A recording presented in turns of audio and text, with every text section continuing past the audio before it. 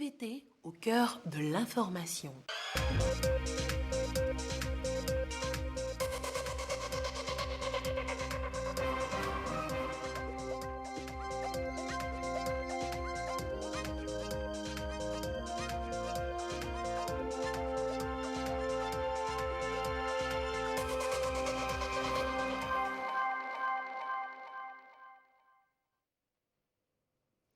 Mesdames, Messieurs, bonsoir. À la une de cette édition, le séjour en France du chef de l'État togolais Faure Issozimna Gnassingbé.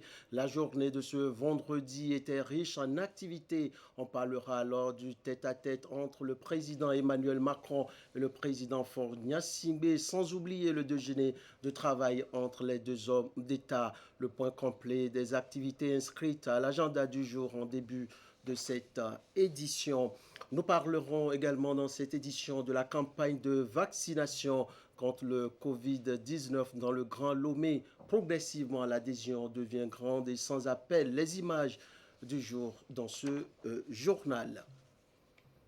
Voilà, c'est tout pour le sommaire. Bienvenue aux 20h. Comme annoncé en début de cette édition, le chef de l'État togolais effectue depuis le 7 avril dernier une visite officielle de travail à Paris, en France. Ce vendredi, Faure Gnassingbé a eu un entretien puis un déjeuner de travail avec son homologue français Emmanuel Macron. Les discussions ont porté sur le renforcement du partenariat entre Lomé et Paris, la situation sécuritaire en Afrique de l'Ouest, l'arrivée du chef de l'État togolais à l'Élysée, suivi du résumé des travaux avec Joseph Amigan.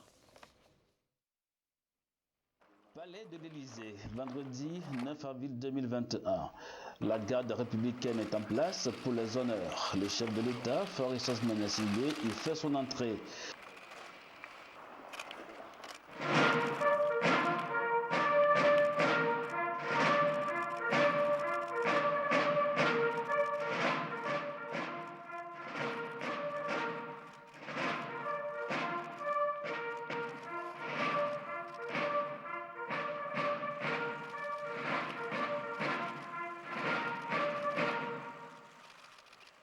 Sur le perron de l'Élysée, Emmanuel Macron attendant Faure Gnassingbé.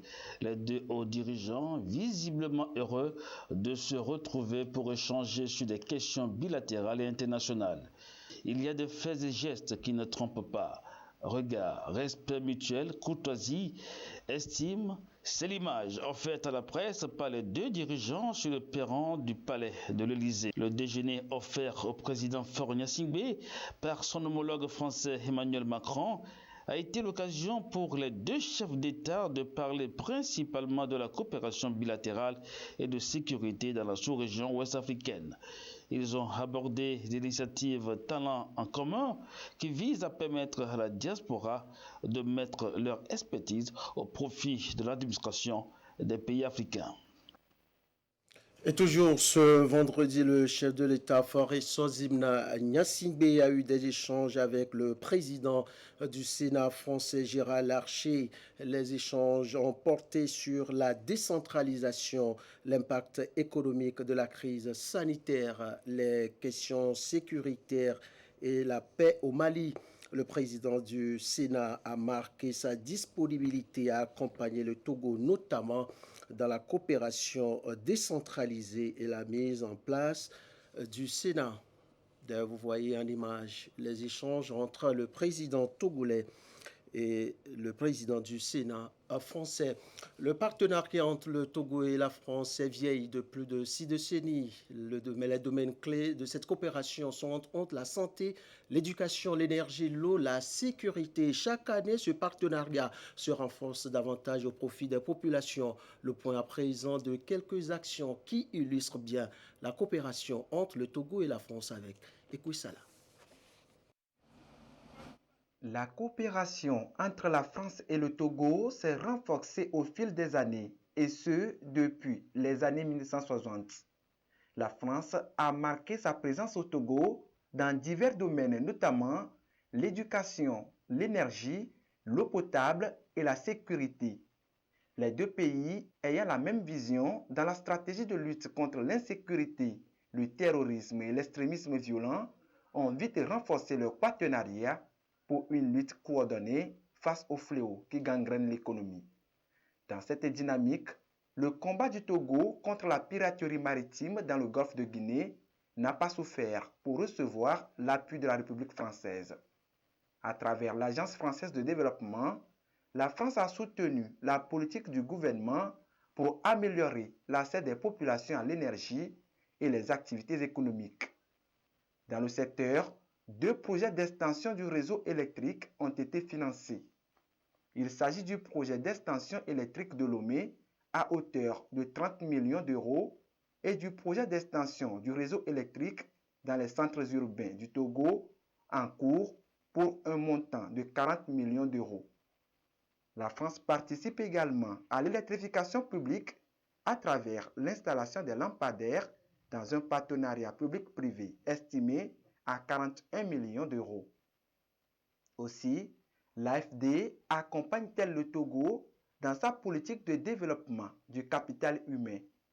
En témoigne l'appui dont bénéficie le Togo pour mettre en œuvre des réformes des collèges et pour moderniser la formation professionnelle par le truchement des centres de formation aux métiers de l'industrie agricole et rurale.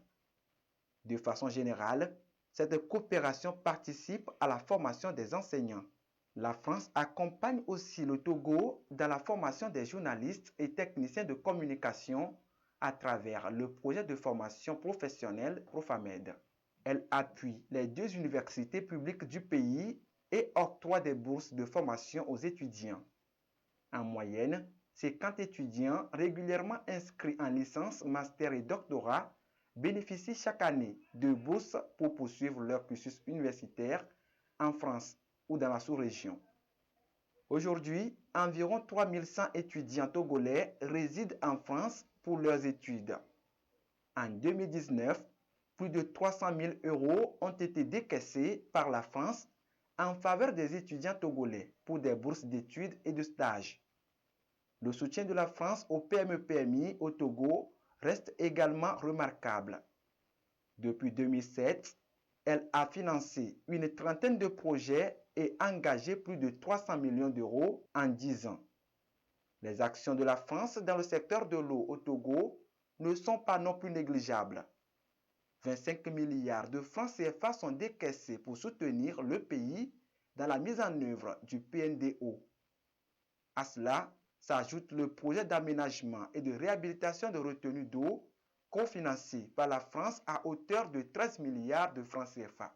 Il en est également du projet d'amélioration de l'alimentation en eau potable de la ville de Lomé dans sa phase 2, financé à 5,8 milliards de francs CFA. Dans les savanes, Kara et centres semi-urbains à plus de 23 milliards de francs CFA. D'autres projets de réalisation et de réhabilitation de nouveaux forages sont également signalés. Ils ont mobilisé une cagnotte de 6,5 millions de francs CFA. Dans le secteur de l'assainissement, 6,5 millions de francs CFA sont également mobilisés en faveur du projet d'amélioration des conditions sanitaires en milieu scolaire et rural dans les savanes et Kara. La France a également apporté son soutien au Togo dans la réalisation du 4e lac et du centre d'enfouissement technique d'Akepe. Paris accompagne également Lomé sur le plan sanitaire. Ceci à travers le projet Innovation pour la santé des mères et des enfants du Togo.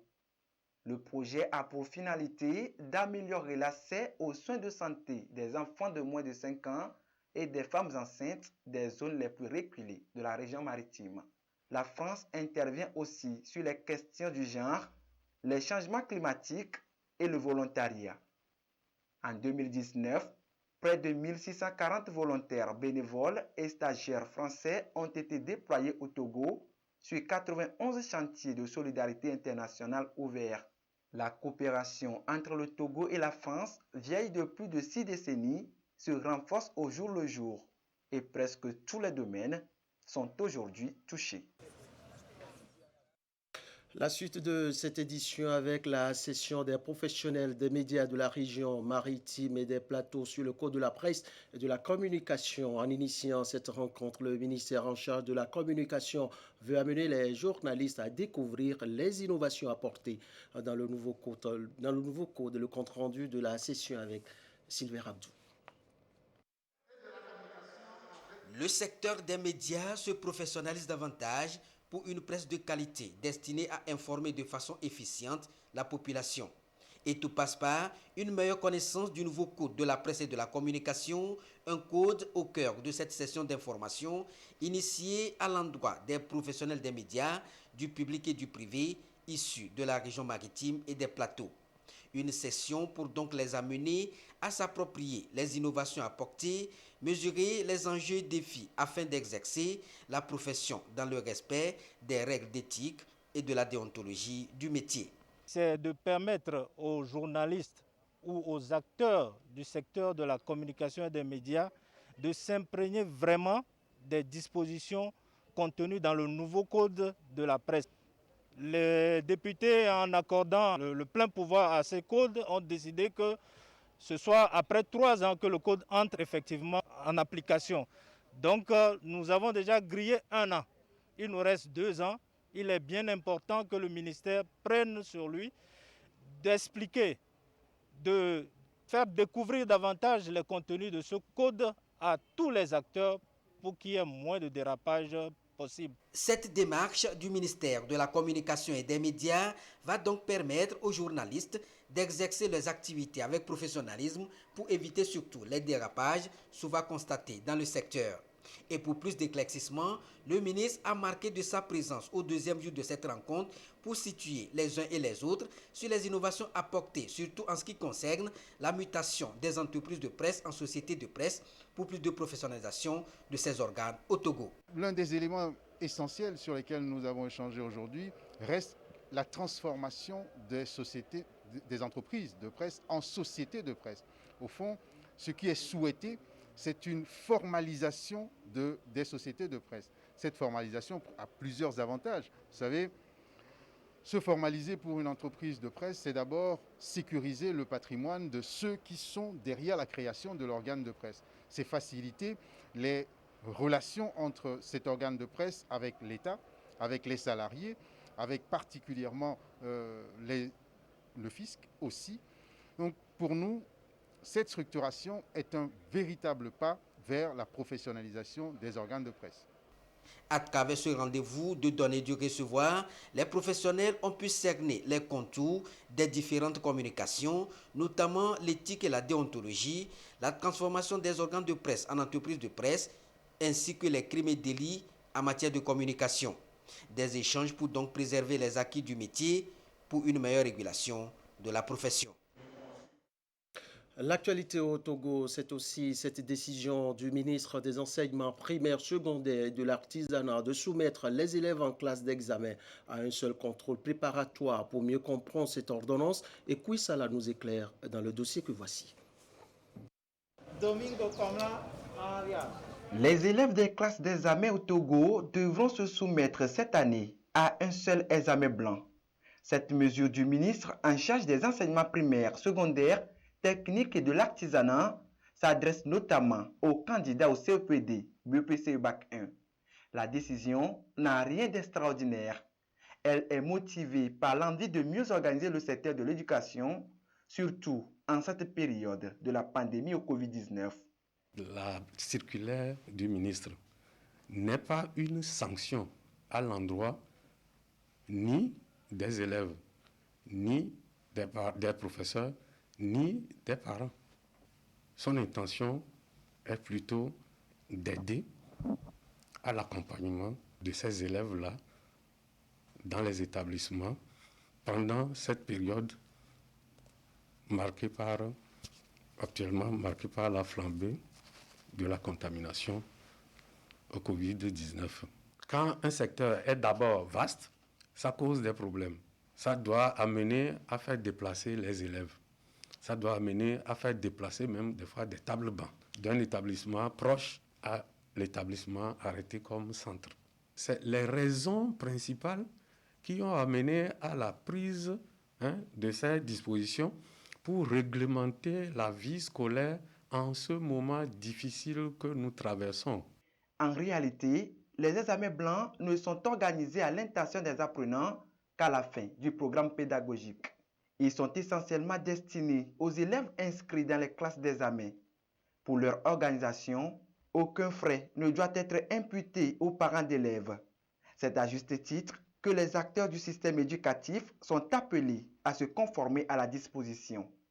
Sur le plan national, les examens de fin d'année, c'est-à-dire le CEPD, le BPC, le Bac E, au niveau de notre ministère, sont organisés par des services compétents du ministère. Les ressources financières que les parents mettent dans l'organisation de ces examens-là, c'est des erreurs. Et justement, c'est des erreurs que nos collaborateurs devaient normalement corriger à leur niveau. Mais pour les amener à corriger cela, de façon interne, le ministre a pris cette circulaire. Et si on leur demande de ne plus appeler les parents à contribution financièrement, cela veut dire que c'est des pratiques qu'on veut leur demander de cesser. D'ailleurs, les frais d'inscription sont rendus gratuits cette année aux différents examens nationaux. Au Togo, l'année scolaire démarrée le 2 novembre 2020 va prendre fin en juillet 2021. La liste de tous les centres d'écrit nationaux devra sortir en temps opportun. Des innovations apportées au ministère des enseignements primaires, secondaires et de l'artisanat nous intéressent toujours dans cette édition. La nouveauté ici au niveau des enseignements est la méthode dite pratique. Suivons ensemble alors ce cours pratique sur la saponification au lycée de Tchamba. Dans ce dossier signé Désiré Aloy.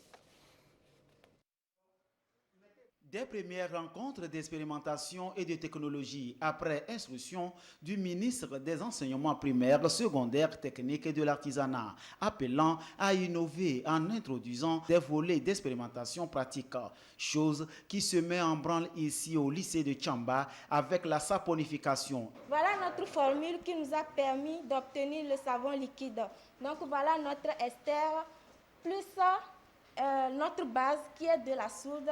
Et nous avons obtenu de l'alcool et du savon. Donc le savon, voilà l'équation du savon. CH3-CH2 14 fois COONA. Donc pour dire, je suis vraiment contente d'obtenir ce savon parce que j'ai appris ça à l'école et j'ai pu mettre ça en pratique. L'expérience a réussi et voici notre savon qu'on a obtenu. Il faut d'abord respecter les dosages. On a besoin du colorant, le conservateur et le parfum. C'est un cours pratique qui va aboutir sur les notions de base que les élèves vont noter directement. Ça permet à l'élève d'acquérir ou bien de comprendre très vite, de toucher du doigt ce qui se fait. Séance inaugurale, un apport nouveau pour créer une émulation scientifique chez les apprenants. Chaque enseignant doit désormais préciser les chapitres dans lesquels il est tenu à faire des expériences pratiques, des pratiques qui seront notées chez les apprenants. Le processus est simple, chaque professeur a élaboré une feuille de route. Donc les chapitres qu'il aura à faire, il a bien précisé les expériences.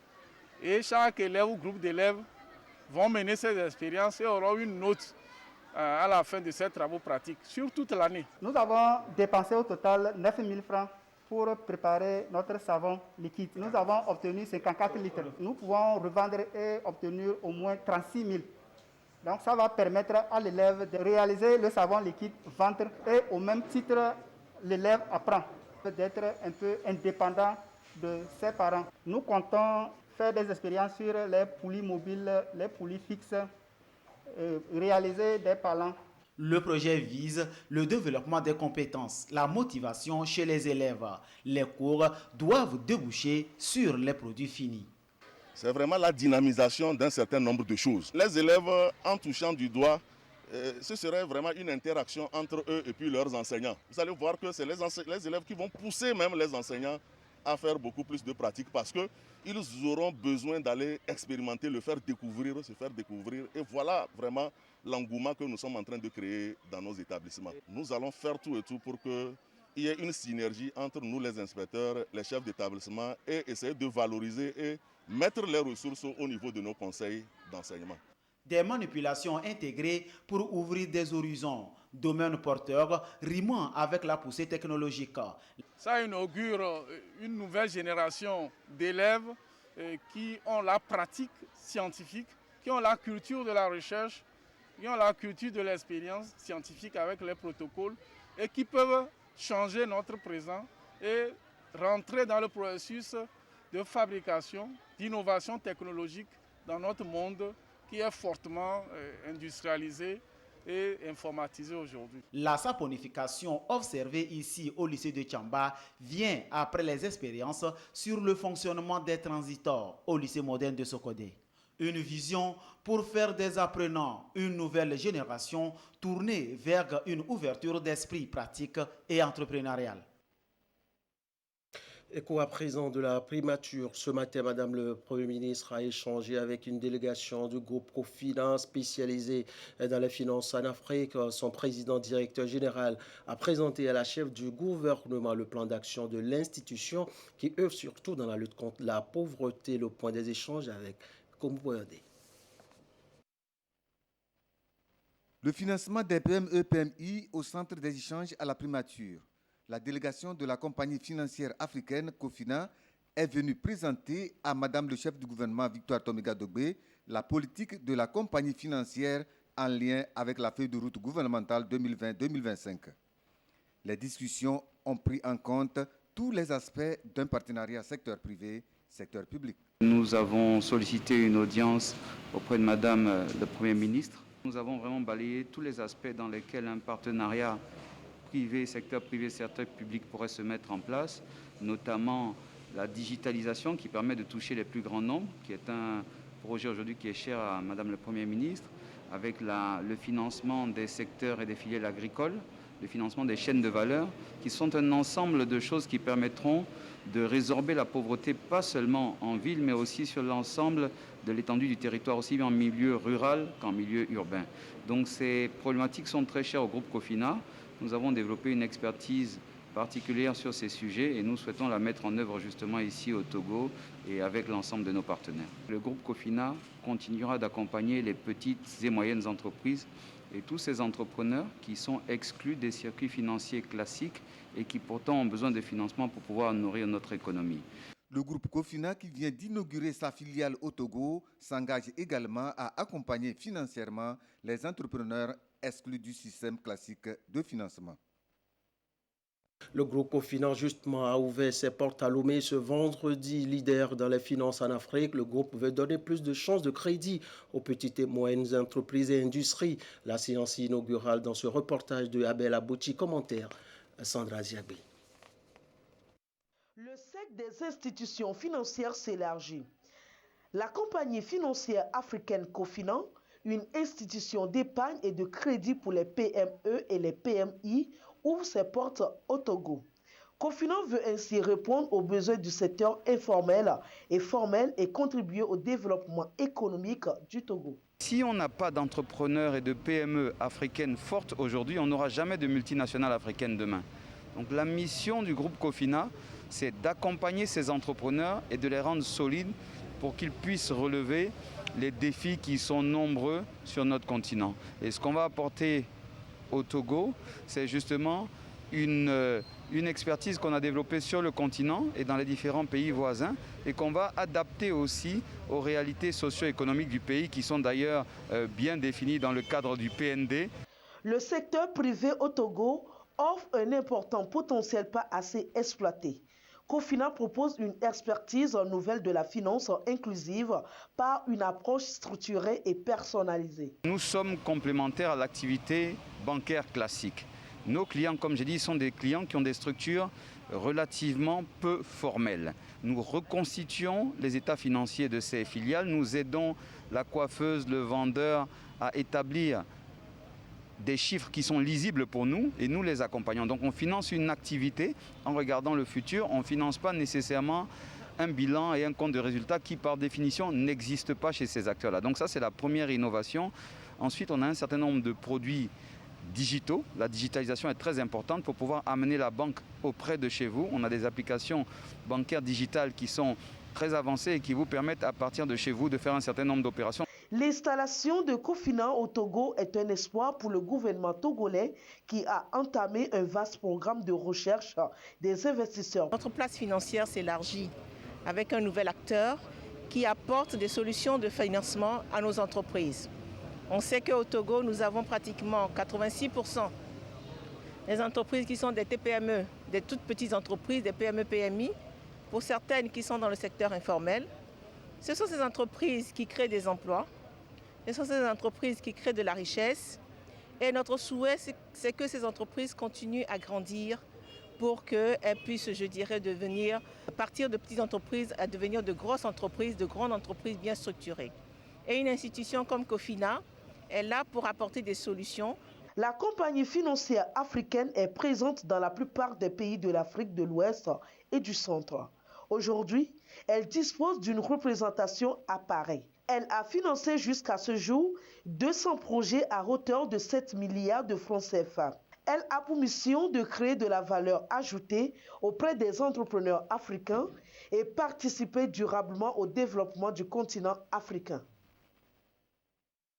Un tour maintenant au nouveau port de pêche de Lomé qui dispose de nouvelles infrastructures complémentaires, un marché aux poissons avec tout son accessoire. Pour inaugurer ce marché, Madame le Premier ministre s'est déplacée pour honorer et encourager les femmes exerçant dans le métier. Le compte rendu à présent avec Robert Potogbe, commentaire Eli Agba Nyandao.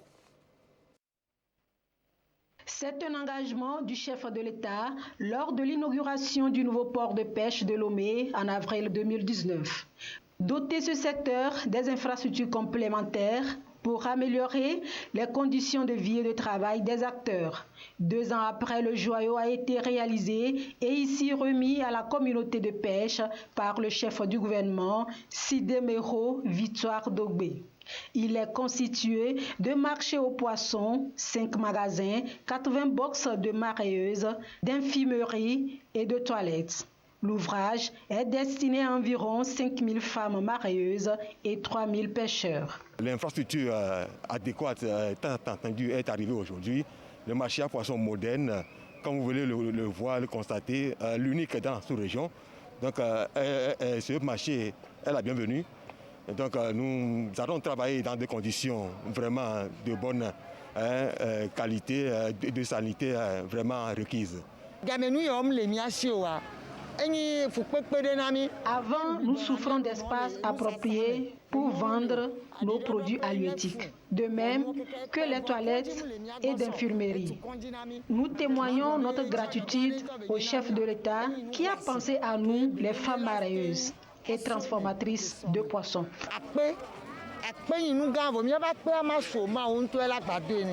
En plus de ces infrastructures, 1600 gilets de sauvetage ont été offerts aux acteurs. Ces nouvelles infrastructures s'inscrivent dans la droite ligne de l'axe 2 de la nouvelle stratégie Togo 2025 qui vise à dynamiser la création d'emplois en s'appuyant sur les forces de l'économie. Après le nouveau port de pêche, le Premier ministre s'est rendu sur le littoral à Agbavi et à Agbodjomé pour constater l'avancée des travaux de protection contre l'érosion côtière. Ce marché de poissons est un ouvrage complémentaire du port de pêche.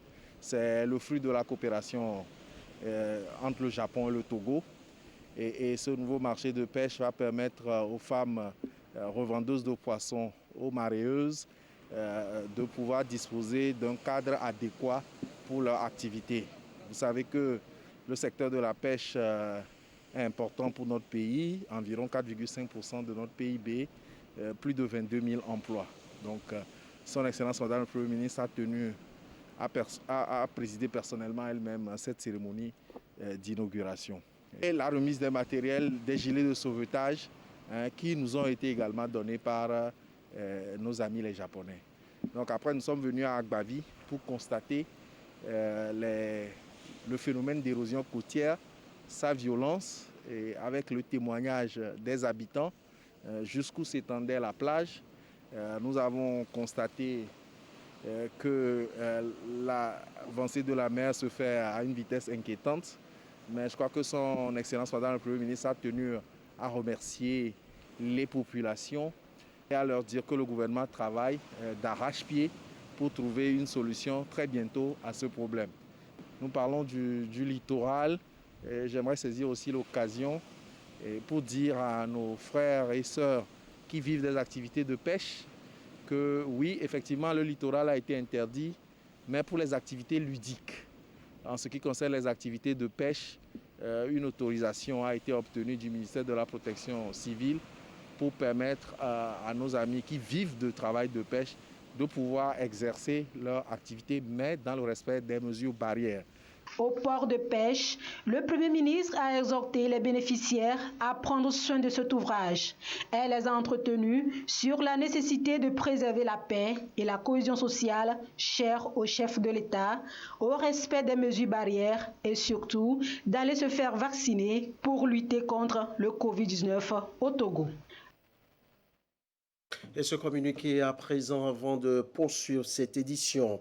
Ce vendredi 9 avril 2021, en exécution des réquisitions numéro 199/PR/21 de Monsieur le procureur de la République près le tribunal de première instance de 3e classe de Thiévier et numéro 002/2021/TPI-N/CAB- JCMP de Monsieur le juge chargé du ministère public au tribunal de première instance de Niamtougou en date du 8 avril 2021, les forces de défense et de sécurité ont conduit des opérations de contrôle de zone respectivement dans les localités de Kpali et d'Evé, préfecture de Zior, et dans les cantons de Pouda et Macédéna, préfecture de Doufelgou.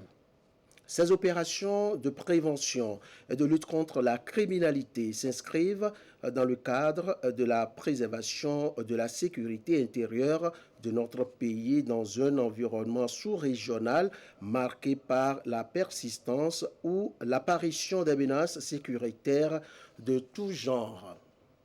Elles ont consisté en des actions de bouclage, de contrôle d'identité et de visite domiciliaire. Elles se sont déroulées sans incident et dans le respect scrupuleux des textes en vigueur.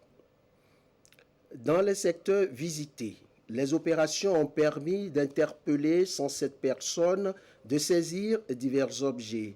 Il s'agit notamment de 10 fusils de chasse, 64 motos et 3 tricycles sans pièces afférentes, d'une machine à sous, des armes blanches, du cannabis, des produits pharmaceutiques contrefaits et des effets militaires.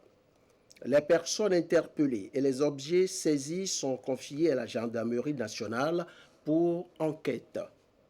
Au titre des actions civilo-militaires, les forces de défense et de sécurité ont saisi l'occasion offerte par ces opérations pour distribuer 3000 masques de protection anti-Covid et 7000 litres d'eau potable dans les localités de Pouda et Macédéna. Le ministre de la Sécurité et de la Protection civile remercie les populations des zones concernées par ces opérations pour leur compréhension et leur collaboration.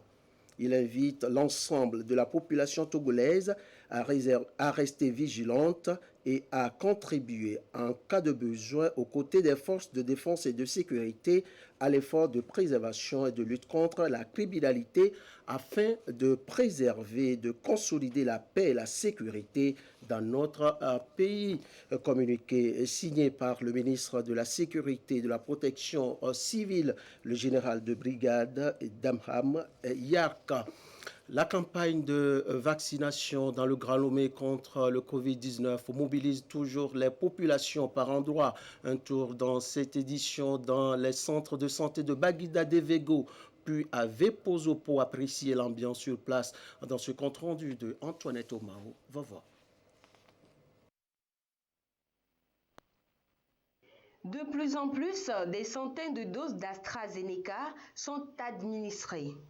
Ici, au centre médico-social de Baguida, jeunes et adultes viennent prendre leur première dose d'AstraZeneca. Bien que dubitatifs au départ, ils ont fini par sauter le pas. Au début, j'avais eu peur. Je n'ai pas voulu. Mais c'est ma mère qui m'a poussé parce qu'elle a déjà fait ça. Et puis elle n'a rien ressenti, elle est en forme. Et c'est ça qui m'a motivé et moi je suis venu faire. C'est mon mari, bon, lui il a déjà fait. Il m'a conseillé d'aller faire. Et puis il y a d'autres connaissances aussi qui ont fait. D'autres ont fait ça, ça fait déjà 3 semaines. Bon, je vois qu'il n'y a rien. C'est ce qui m'a motivé à venir faire. J'avais eu très peur. À cause de ce que les médias disent, les gens disent, tout ça là. Bon, j'avais eu très peur. Mais maintenant, je n'ai plus peur. À Devego, le centre de vaccination est complètement désert. Diverses raisons sont évoquées. La majorité de la cible est déjà touchée. À quelques pas de là, à Vepozo. Dans ce centre, la mobilisation est peu forte. La population est passée un peu plus tôt le matin afin de vite vaquer à ses occupations. Et jusqu'ici, aucun risque n'a été signalé selon le premier responsable du centre. Depuis qu'on a commencé la vaccination, il n'y a pas eu des effets secondaires. Personne n'est venu se plaindre. Les débuts ont été vraiment timides. Il y a de cela 1 semaine que les gens commencent par comprendre la nécessité de la vaccination. Et au jour le jour, les gens viennent. C'est une joie qui nous anime ce matin. Parce qu'en temps, j'ai voulu faire ça au niveau d'un CMS. On m'a dit que je n'ai pas encore eu l'âge. Je suis venu là et faire ce vaccin. Je suis très content, très honoré. Les doses d'AstraZeneca sont encore disponibles dans les centres de vaccination. Il ne reste qu'aux populations cibles d'aller se faire vacciner pour se protéger et protéger leur entourage. L'ambition est d'atteindre un taux de couverture vaccinale de 60% pour avoir une immunité collective et venir à bout de la pandémie au Togo. Je vous fais alors lecture de la situation de la pandémie au nouveau coronavirus au Togo à ce jour du vendredi 9 avril 2021. La situation se présente comme suit. Le nombre de cas confirmés est de 11 814, 165 nouveaux cas depuis hier. Le nombre de personnes guéries est de 8 985, 188 nouveaux guéris depuis hier. Et le nombre de cas actifs est de 2 713. Le nombre de décès est de 116 nouveaux décès depuis hier. Situation rendue publique ce jour par le ministre de la Santé, de l'Hygiène publique et de l'Accès universel aux soins, professeur Moustapha Meji Yawa. Retour en image sur la visite officielle en France du chef de l'État Faure Issozimna Gnassingbé, qui a eu un déjeuner de travail ce jour à l'Élysée avec son homologue français Emmanuel Macron. Les discussions ont porté sur le renforcement du partenariat entre la France et le Togo et la situation sécuritaire en Afrique de l'Ouest. Le résumé avec Joseph Amégan. Palais de l'Élysée, vendredi 9 avril 2021. La garde républicaine est en place pour les honneurs. Le chef de l'État, Faure Issozimna Gnassingbé, y fait son entrée.